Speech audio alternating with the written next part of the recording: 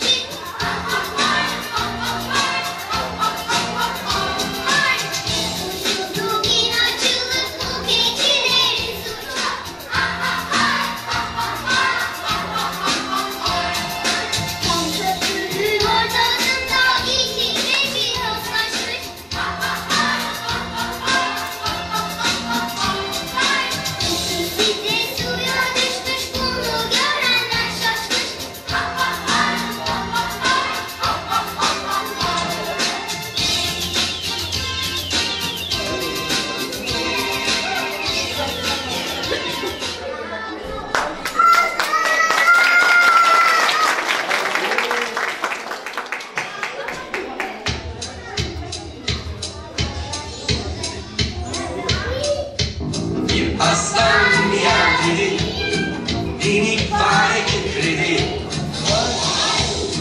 Fareden korktu kedi, kedi öpücü verdi.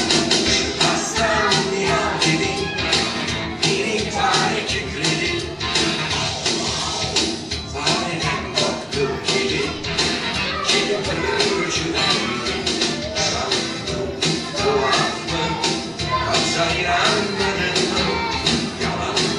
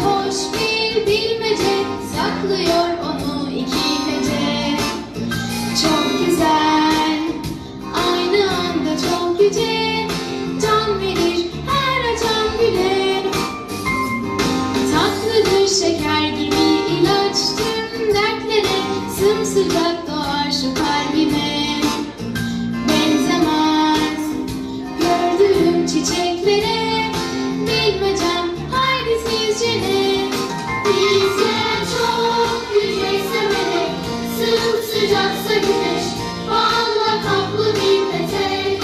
Belki çok uzakta açan, güz gelince solan en güzel kokan çiçek. Melek değil, kanatları yok uçmuyor. Güneş değil, sıcak ama o yakmıyor. Çiçek değil, çiçek gibi o solmuyor. Değil, değil, değilse bilmecem. Anne, tabii, kanatları yok uçmuyor. Güneş gibi, sıcak ama o yakmıyor. Çiçek değil, çiçek gibi o solmuyor. Melek değil, bu bilmece tek annedir anne.